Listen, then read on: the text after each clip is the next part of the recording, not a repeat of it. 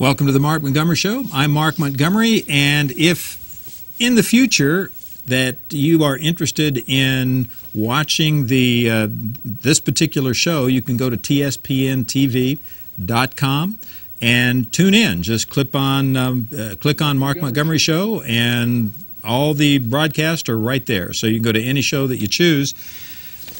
How does this sound? Does this sound appetizing?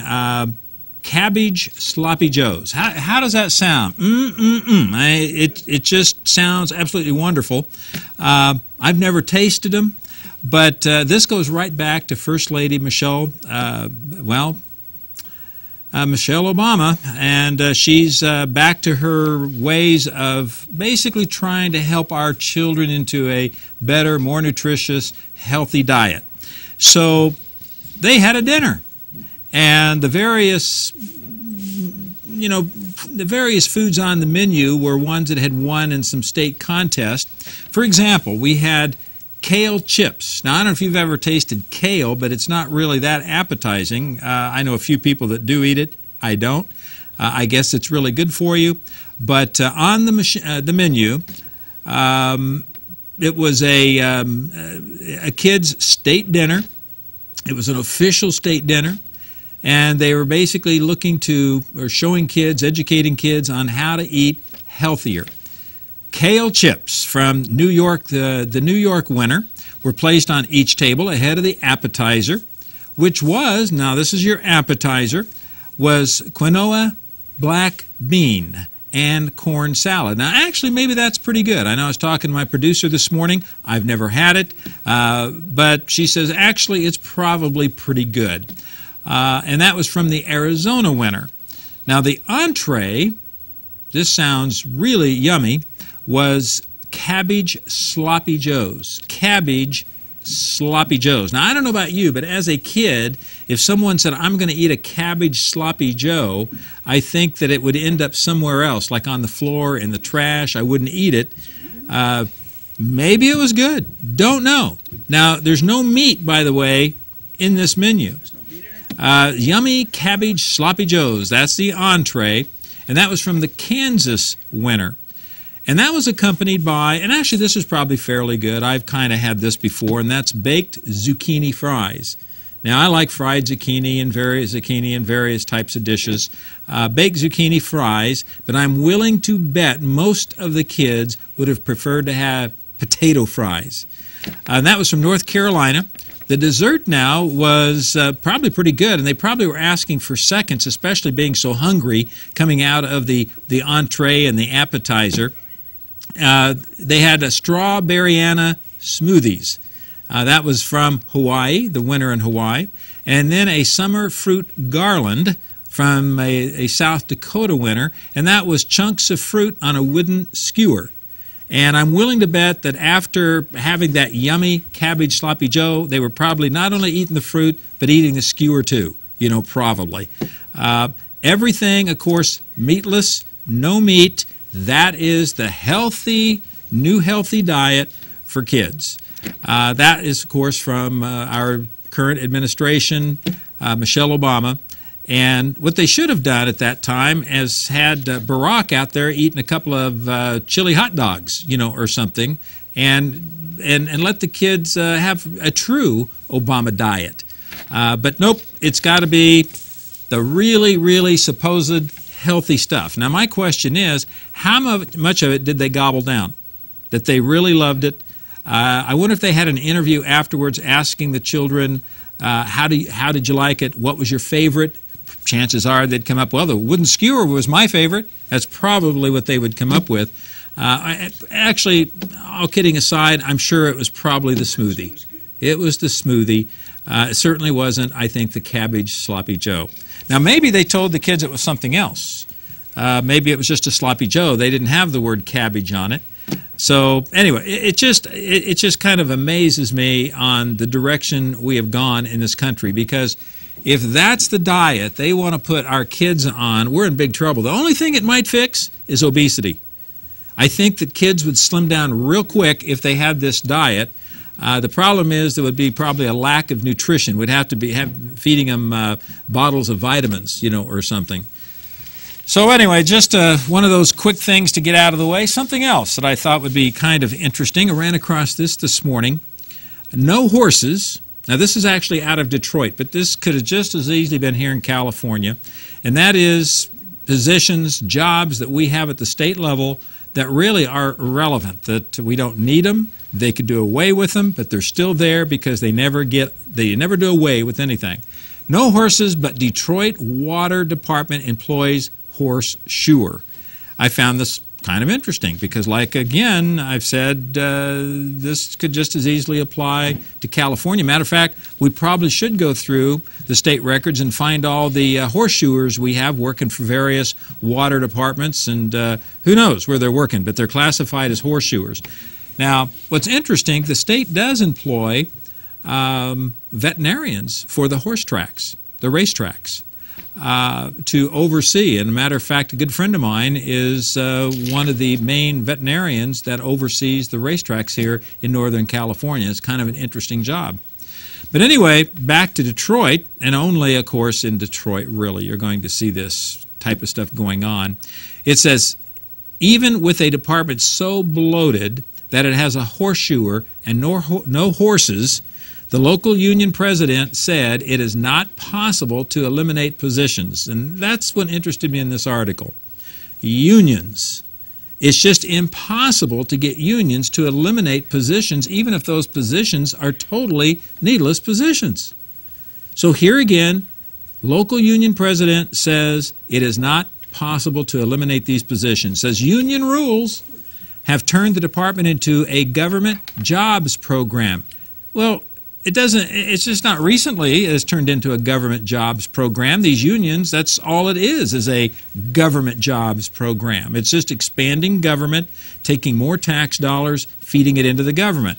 It says the horseshoer's job description is to shoe horses and to do general blacksmith work and to perform related work as required. And that was the last description, and it was updated in 1967. No horses, folks. No horses, but they have a horseshoer on payroll. It says the Detroit Water and Sewage Department has a large debt, rising water prices, and inefficient services, using almost twice the number of employees per gallon as other cities like Chicago. A recent independent report said it recommends that the city trim more than 80% of the department's workforce, but not the horseshoer. Says a consultant who wrote the report found 257 jobs descriptions, including a horseshoer, that were basically needless jobs. So that's government for you.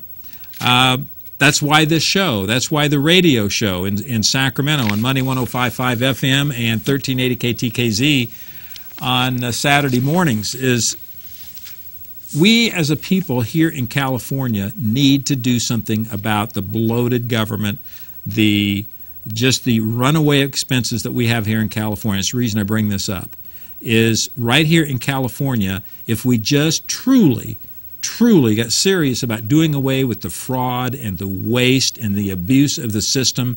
The parks, by the way, again, we'll talk about that in the next segment. The 20 million, whatever it was they found in the reserve account, kind of a hidden tucked away account in the Parks Department, basically was there to fund unused vacation days, medical days that were unused. So we're going to talk about that. It was all on the sly. Everybody was getting involved and basically soaking the system. That means there's too much money in the system. And any department you talk to within the state, it's very common. I talk to people about this all the time, and that's either use it or lose it in the state. In other words, if you have a department and your budget is, let's say $50 million a year, and you come up and you've used $45 million, and you've got $50 million that you need to use, you have got to spend that other $5 million or they will cut you back the next year. So what is the incentive for all departments to do?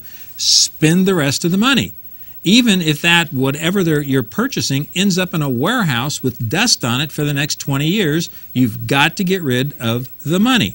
In this particular case, they took the excess monies they had and hid it, is what they did.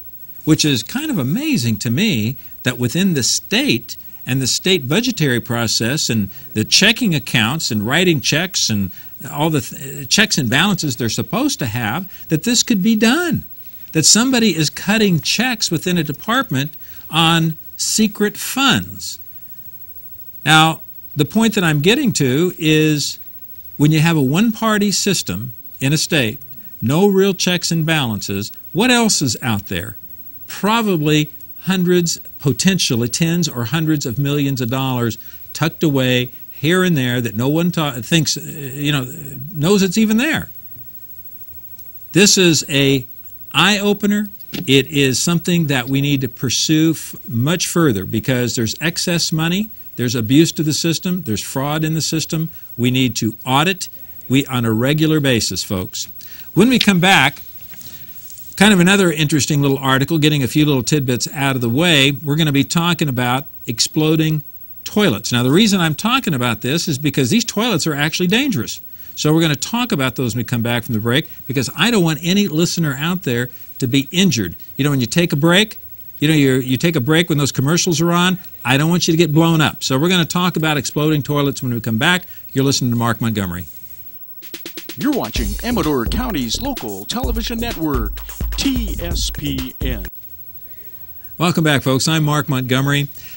We're talking about, just as I alluded to at the previous segment, exploding toilets. This is actually serious stuff. I brought it up on my radio program the other morning. It's so serious that Beth Duncan at the radio station that does all the newscasts runs this announcement down to me to make sure I get it out on the air and let people know that they shouldn't be setting on these Flushmate 3 toilets because they can blow up on you. So it says the U.S. Consumer Product Safety Commission is recalling toilets because they could explode and cause laceration risk for toilet users. Now, I would suppose that those lacerations could be actually quite painful and if they hit you in the right place, could cause some maybe lifelong effects, on you, some damage.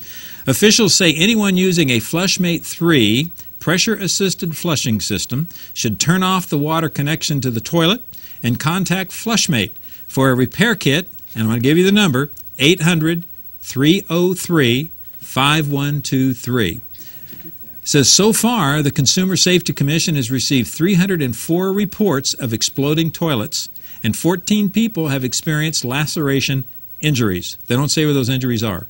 The flushing mechanism was sold at Lowe's and Home Depot stores across the nation, and to toilet manufacturers American Standard, Crane, Eller, Gerber, Kohler, Mansfield, and St. Thomas. So for what this is worth, run in there, check your toilet, make sure it's not a Flushmate 3. If it is, call this number, 800-303-5123 for a repair kit. Just make sure you install the repair kit correctly. So anyway, for what that's worth, here again, public announcement, folks. Something else, Raley's.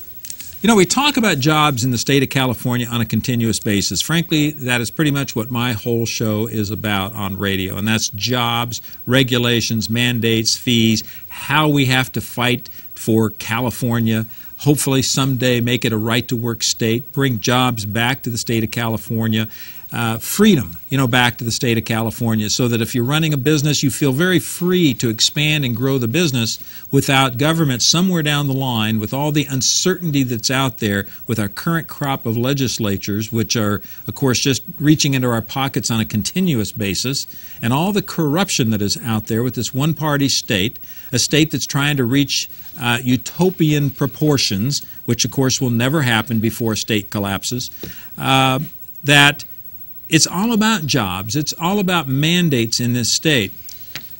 Unions in the private sector are having a tough time because membership, of course, is down, but there's reasons for that. There's heavy, heavy competition, and especially in the grocery business. Now, I don't know about you. I've been talking about this for some time. You have Save Mart, which has been negotiating with the unions. You've got Raley's, Bel Air, and others that have been negotiating with the unions. And they really are not coming to any agreement. The Save Mart people, what was so funny is that they thought, they had a vote, and they thought that this would resolve the problem. Everyone would vote for either strike or for an agreement. And what happened, basically, it was a tie. So they couldn't go either direction. So they ultimately didn't know what to do. So it was back to square one. So Raley's now, because here again, nothing's been resolved, you have now Walmart in the Sacramento region opening up something like, I believe it's 5 Walmart grocery stores. Now, these are straight grocery stores. This is not a super Walmart store, super center. It is just a grocery store. But they are going to be heavily discounted prices, and this is what the Raley's and the Save Marts and the Bel Airs and so on are worried about in the region, because they cannot compete. Walmart is non-union. They don't have or offer the same types of benefits that Raley's and Bel Air does. If you walk into a Raley store or Bel Air store, every time I walk into one, I'm kind of, well, a little upset with the pricing.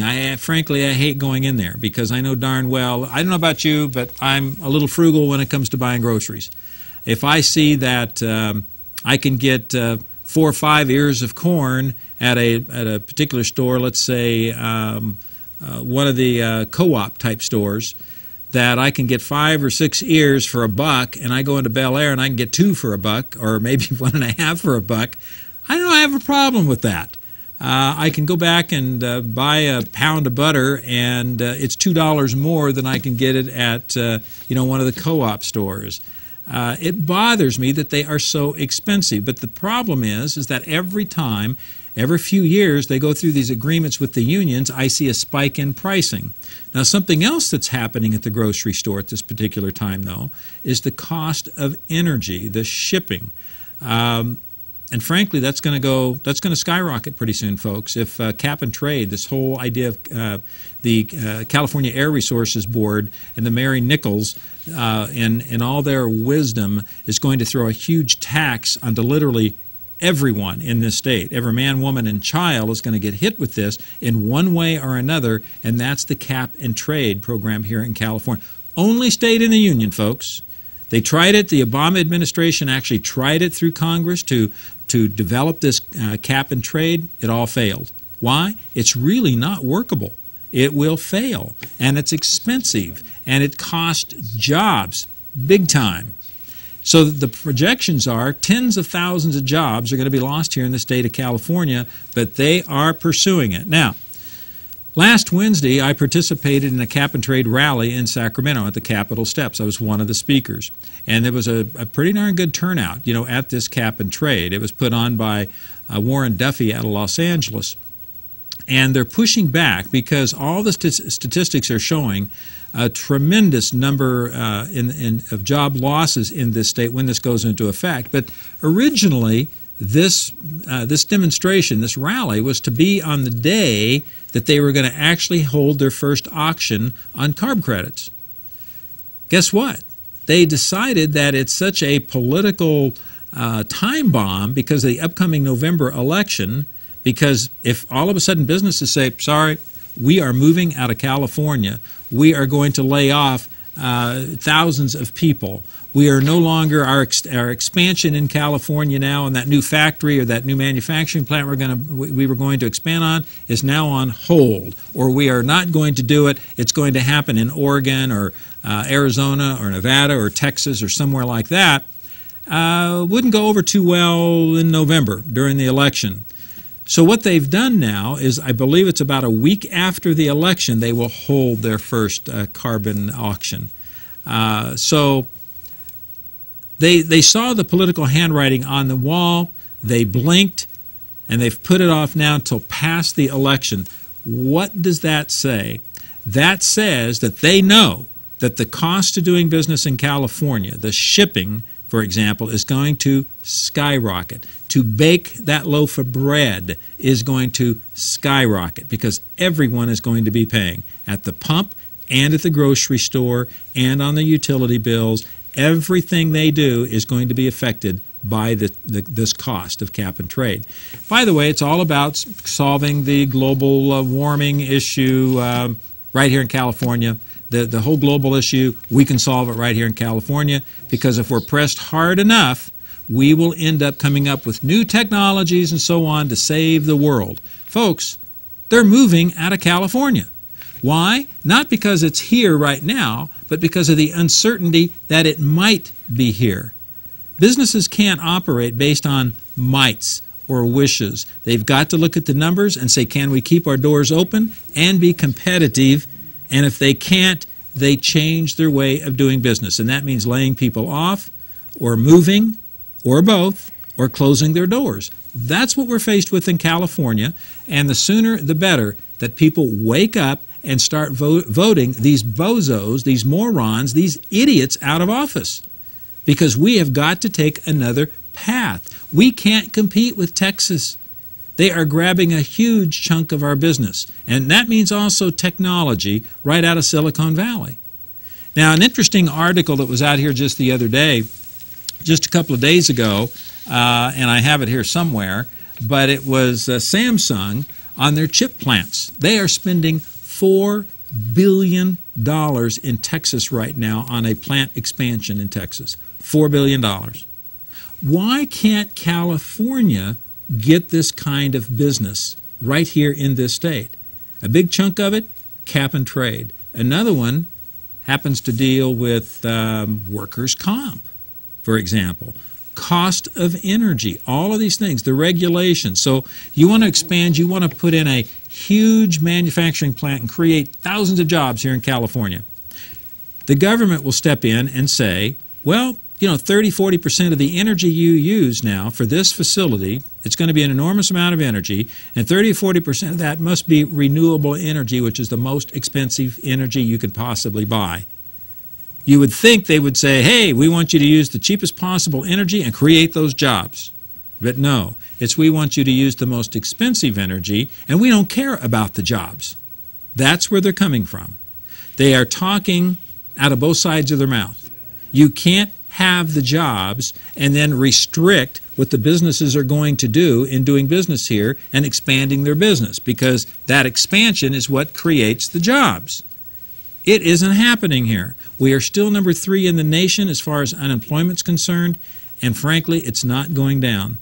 And I honestly believe it's going to start going up because the economy overall is slowing. So back to Raley's, they announced 2 more store closings, folks. Why? The uncertainty of the future is why. They don't know what the labor unions are going to do. There's no settlement. Their cost of doing business is too expensive. And so they are going to end up closing 2 more stores. If I was a union member, I'd be a tad worried about my job, because it might be my store next time if I decide that, well, I want my raise, I want my benefits, and if they close the store, so what? Well, that means no job, no benefits, no retirement. What do you want? We're living in, of course, different times. So Raley's, of course, isn't the only one affected by this. They're closing 2 stores.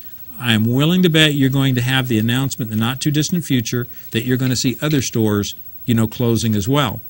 Because, again, you've got the unions trying to dictate what they want, and they're not living realistically. We'll be right back. I'm Mark Montgomery. The Mark Montgomery Show.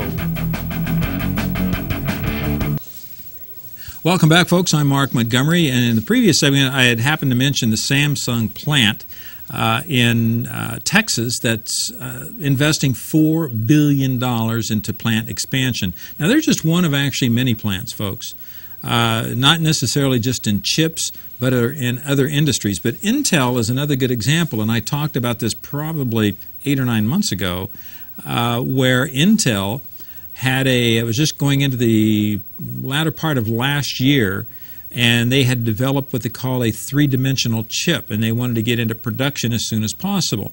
We all know here in the state of California that if you're going to go through a plant expansion, a sizable, probably any plant expansion, you're going to have to do an EIR, an environmental impact report. You're possibly looking at lawsuits. You're looking at state requirements. Oh, we'll let you do this if you plant 5,000 trees over here, or you clean the marsh up over here, or whatever it is.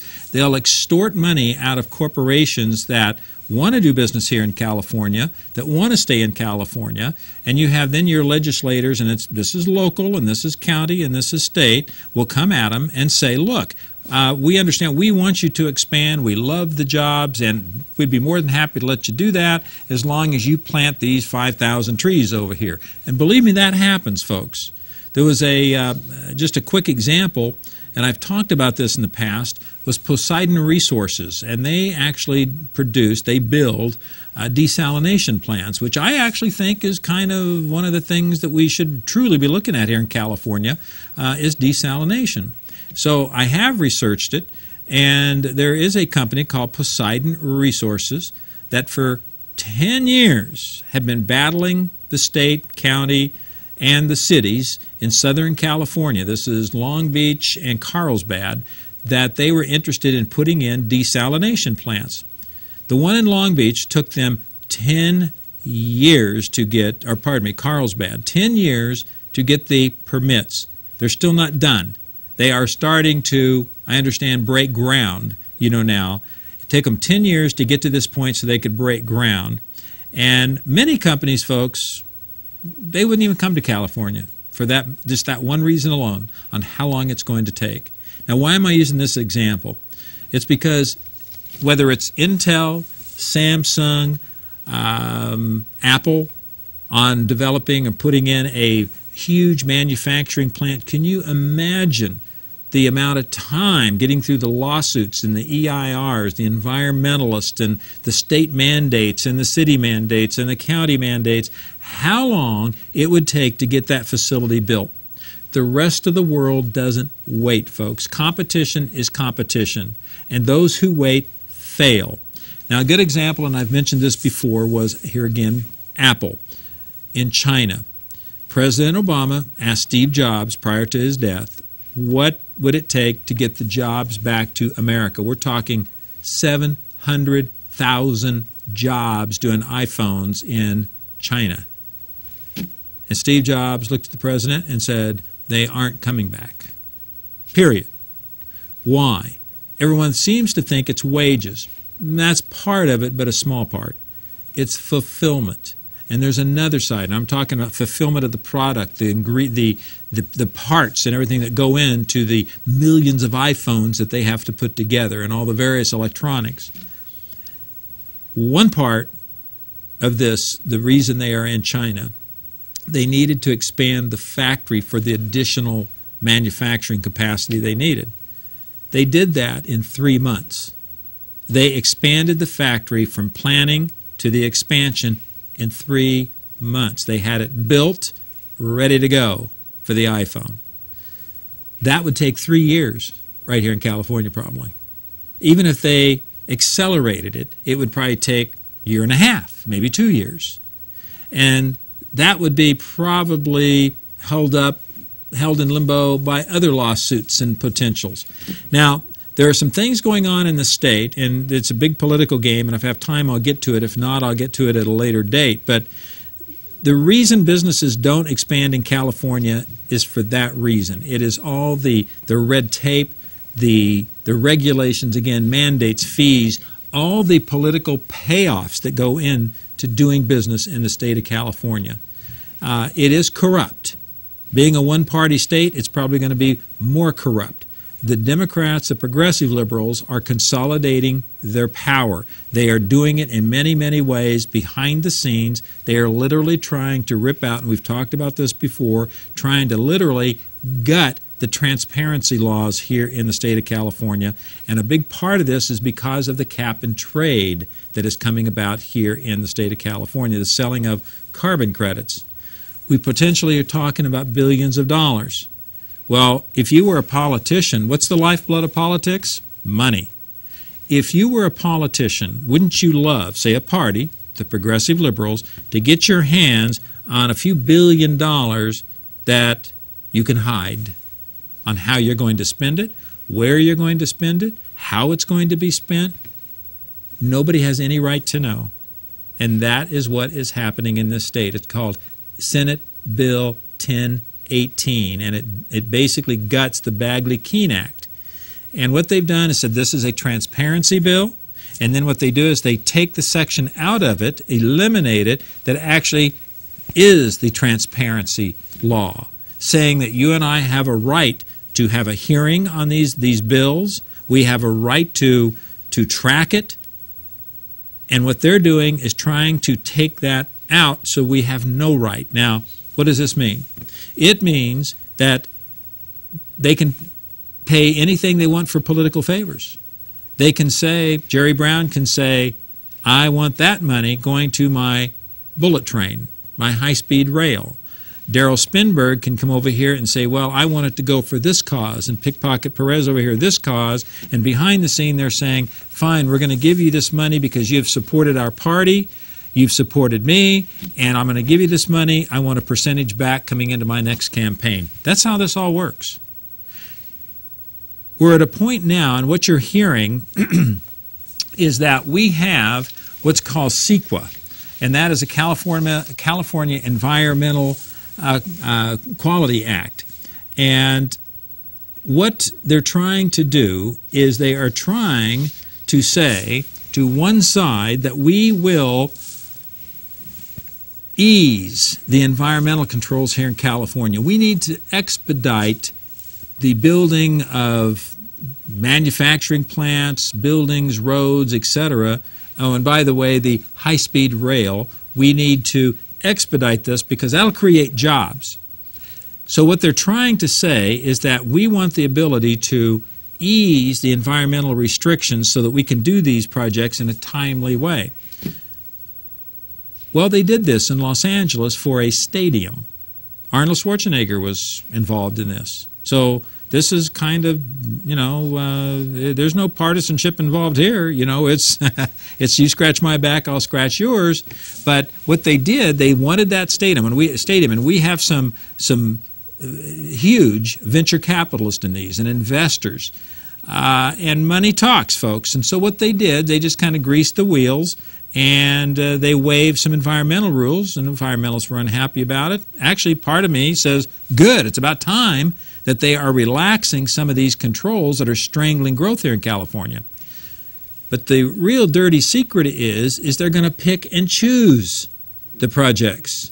So it gets right back to this crony capitalism, so that you do me a favor, I'll do you a favor. Let's see, by the way, did you donate to my campaign the last time I ran for office? Oh, okay, great. Here's a couple of million to help you out here.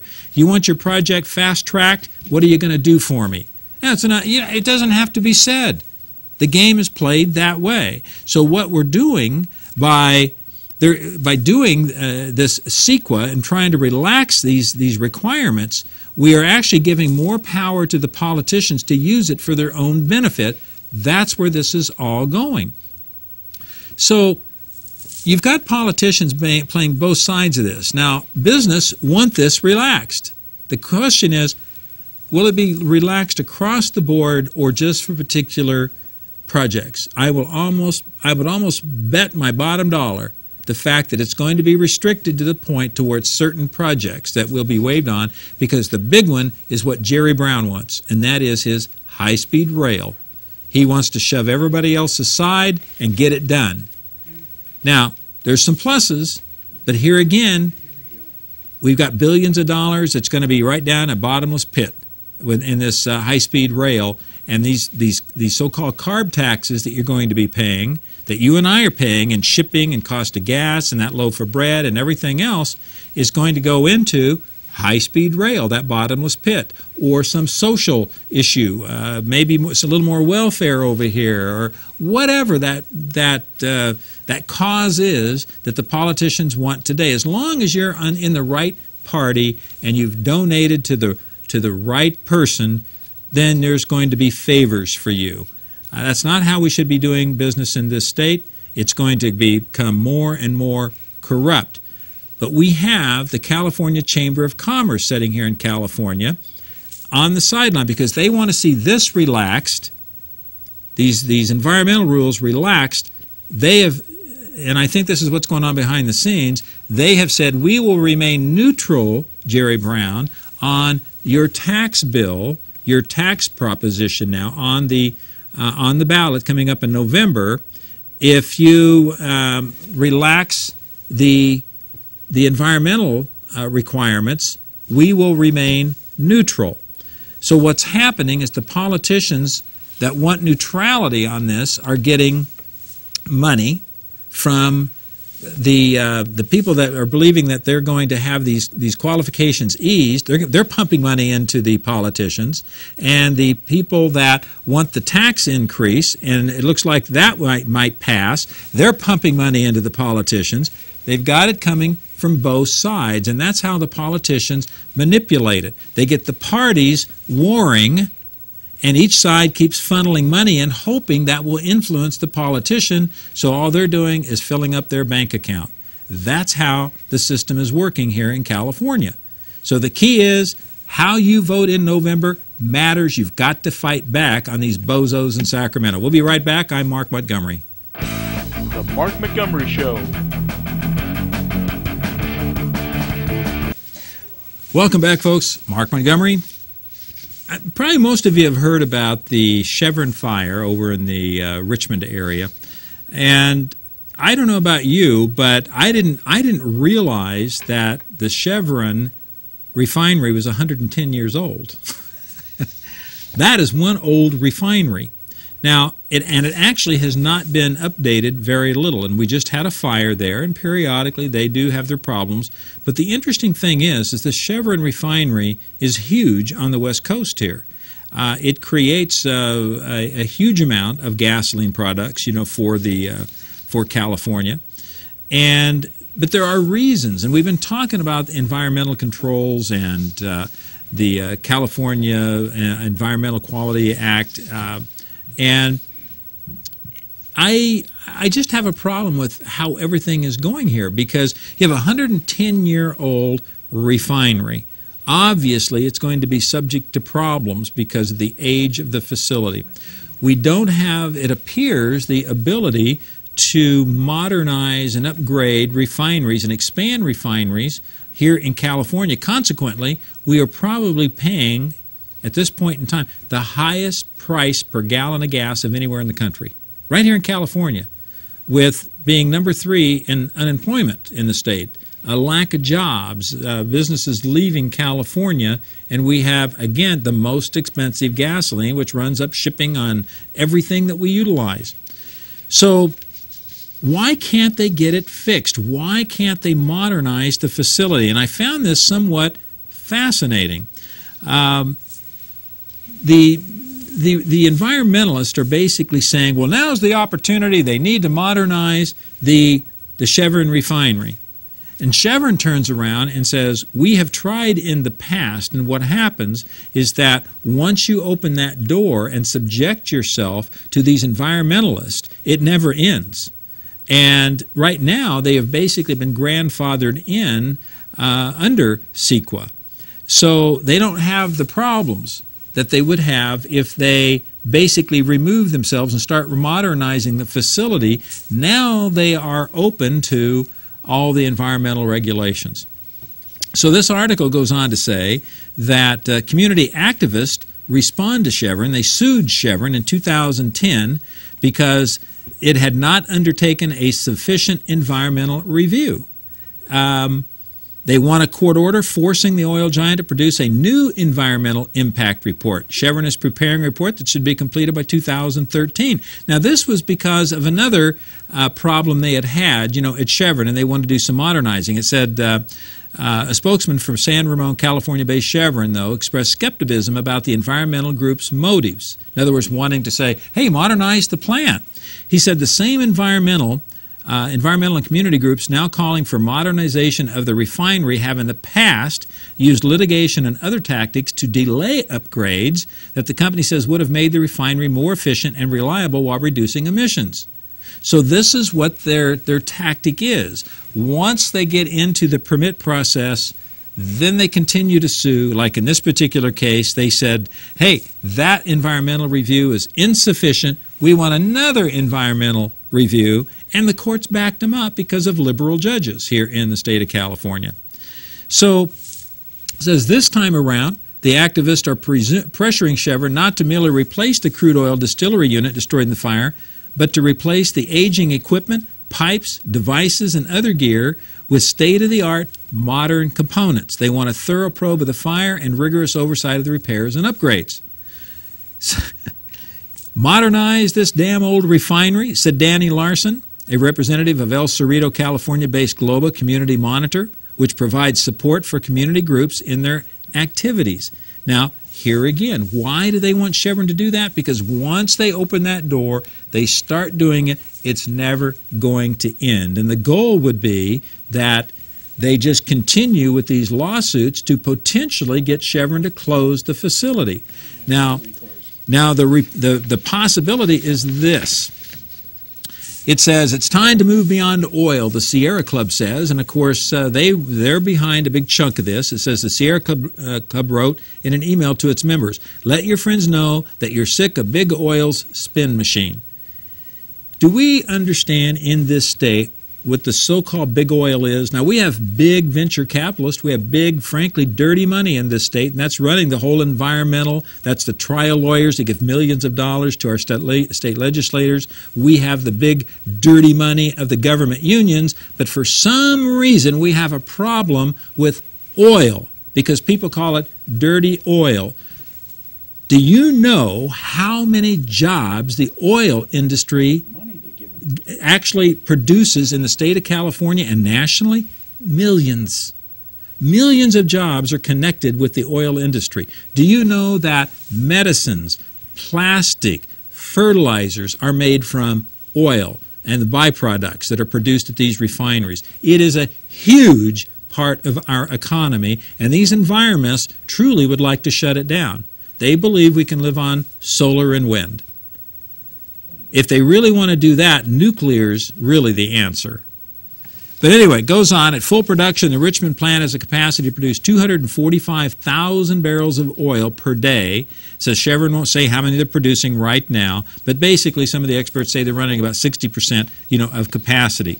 So some analysts, included Van der Valk, say it's possible that sweeping demands by government officials and community groups could prompt Chevron to scale back operations permanently at the refinery and transform it into a fuel blending complex, which the company has done with a refinery in Hawaii. There's a point, folks, that people in these refineries, the oil industry just says, you know what, we're spending millions of dollars fighting these environmentalists. We're basically going to shut the refinery down. We're going to change maybe what it does. And tell you what, California can pay $6 a gallon for a gallon of gas because we're going to ship it in from Texas or somewhere or some neighboring state. Maybe we will have to fill tankers with gasoline and bring them in from China or India because they are building new refineries. We aren't. They are. They're more efficient. They're huge facilities. So, you know what? We may actually be shipping our oil that we produce right here in this country, say in North Dakota, shipping it over to China to make gasoline and ship it back to California. Now, you may be thinking I'm being facetious, but folks, the direction we're going, it's going to be more profitable for the companies to do that because we constantly are hammering them on environmental issues. Now, what I wanted to do is to come back to this whole CEQA, and that's relaxing the requirements on the California Environmental Quality Act. Why, if you are going to fast-track these environmental rules, you're going to put in a stadium, let's say, for football. You're going to put in a football stadium, and you're going to fast-track it by removing the environmental regulations from it so that you can just move ahead. The lawsuits are not possible. Why don't you do that to the refinery? If you are truly interested in creating jobs and keeping the cost of energy down in the state of California, you want a safer facility, then why don't you get out of the way of the oil companies? How about doing this? That certainly you can have oversight, you can have your inspections, but the environmentalists are out of the way, and what you do is you create, give them the opportunity to expand it, to modernize it, do whatever they need to do to bring it into the 21st century, to be as effective as it can be as a refinery, and waive those environmental requirements. make it impossible for these environmentalists to file lawsuits. Get the job done, because that means jobs. And you have a safer refinery. I'm sure Chevron, truly, because I used to work for Chevron, by the way, folks. Chevron is one of the best companies I have ever worked for in my life. And believe it or not, they are constantly trying to work on environmental issues. But they are also a business. And they are going to look at the best possible ways to do things, the bottom line cost. Now, if they can keep this 110-year-old refinery working at its capacity with little fixes here and there, that's exactly what they're going to do. If they don't have to be subject to all these new environmental rules, it's grandfathered in. So what would be the better way to go? Would it be to leave that 110-year-old refinery in place, or would it be better to still allow them the freedom they have today and put in a new, modern, state-of-the-art refinery? Which is the best for California? I think the new facility would be best for California. Why don't we give them that opportunity to do it? Why? It's politics. Chevron probably hasn't donated enough money. And here again, this is why the CEQA is dangerous. Because they can sit there and basically extort money out of Chevron to say, you know what, this is a real possibility that we waive these environmental requirements and we basically bar lawsuits so that you can modernize and bring that refinery up to today's or tomorrow's standards, state-of-the-art refinery. But, you know, it's a small matter of a donation to my next campaign or into our party. So the extortion goes on, folks, and that's the problem with politics here in California. I'm all for a modern facility. I would love for them to expand it. I would love to see the opportunity for refineries to be able to build new modern facilities right here in California and bring down the cost of doing business across the board right here in the state of California and actually produce well-paying, sustainable, long-term jobs, because that's the answer to our future if we really want to bring California back from the brink of disaster. That's the answer to education. I made a comment not too long ago. We could offer free education in California if we were actually plugging away on all cylinders in California and not trying to pick winners and losers and giving litmus tests. Folks, I'll see you next week. I'm Mark Montgomery. You've been listening to The Mark Montgomery Show. The Mark Montgomery Show.